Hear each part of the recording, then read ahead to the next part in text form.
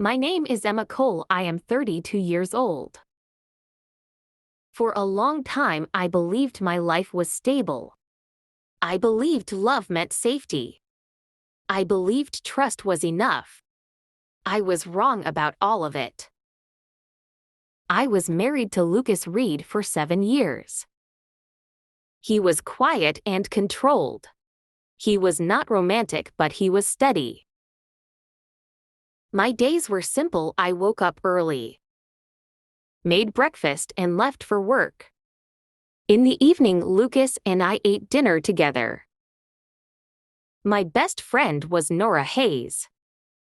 She was the opposite of me: loud,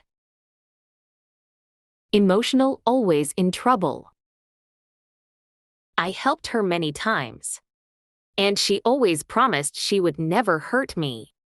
I believed her without question. Nora was always calling me. She had problems with money, men, and work. I listened every time.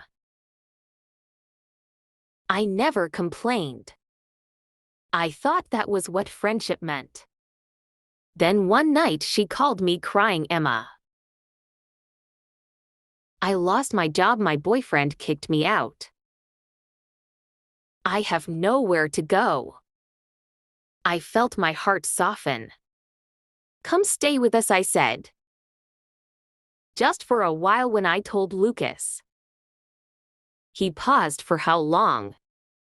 he asked.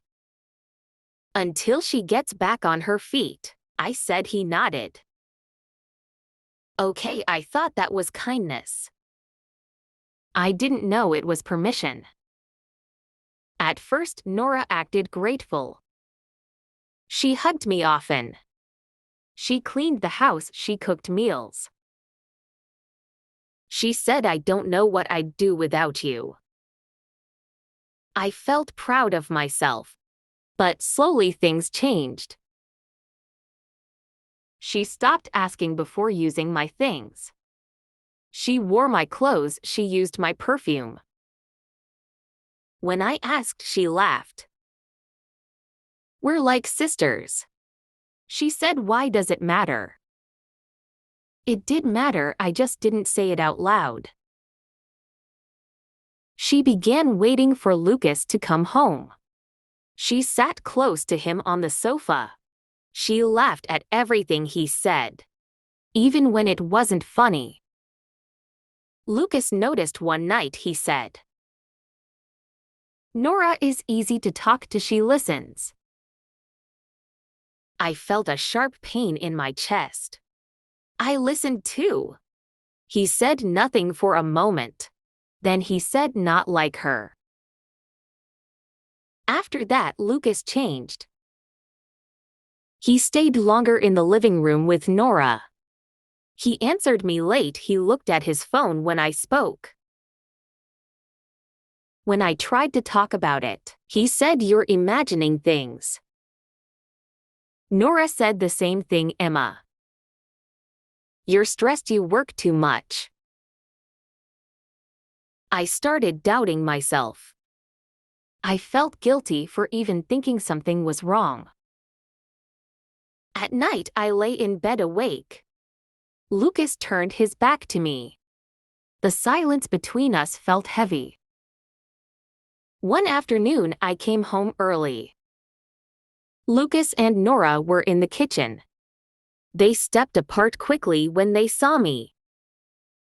Nora smiled too fast. "Oh, you're home early?" "Yes," I said slowly. Lucas avoided my eyes.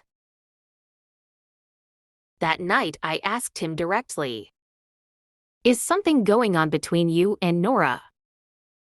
He sighed. "Why do you always think the worst?" I felt small, ashamed.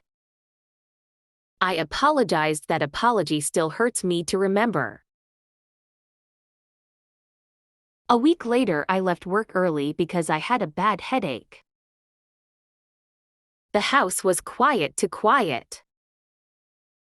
The bedroom door was locked. I heard laughter. My heart dropped, my hands went cold. I unlocked the door. For a moment, time stopped. Nora screamed and grabbed the sheet around her body. Her face was pale. Lucas sat on the bed calm, not wearing any clothes. Slowly, he picked up a towel from the floor and wrapped it around himself. I felt like I was falling. "I trusted you," I said. My voice shook. "Both of you." "Nora," cried Emma. "Please listen." "Don't," I said. "Just don't." I looked at Lucas. "You let her live here. You watched me help her." "And you did this." He said nothing.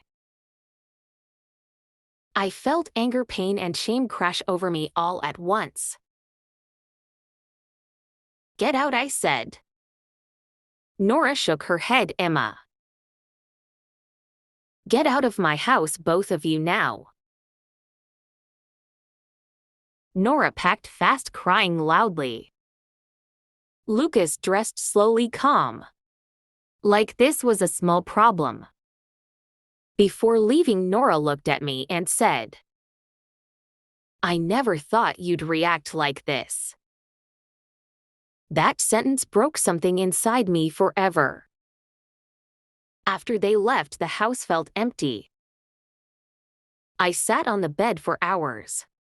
I didn't cry at first, I just stared at the wall. Lucas sent messages, first apologies, then blame, then silence. Friends called, some supported me.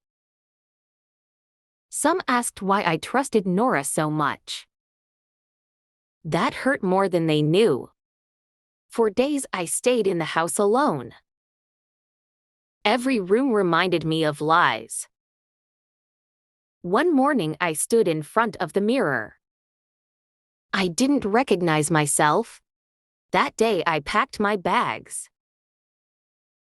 I left the house, I left the marriage. I left the friendship I did not leave weak. I left awake. Now I understand something very clearly. Betrayal does not begin in a bedroom. It begins when we ignore our voice inside.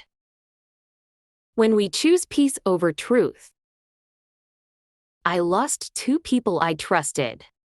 But I found myself. And that matters more than anything I lost.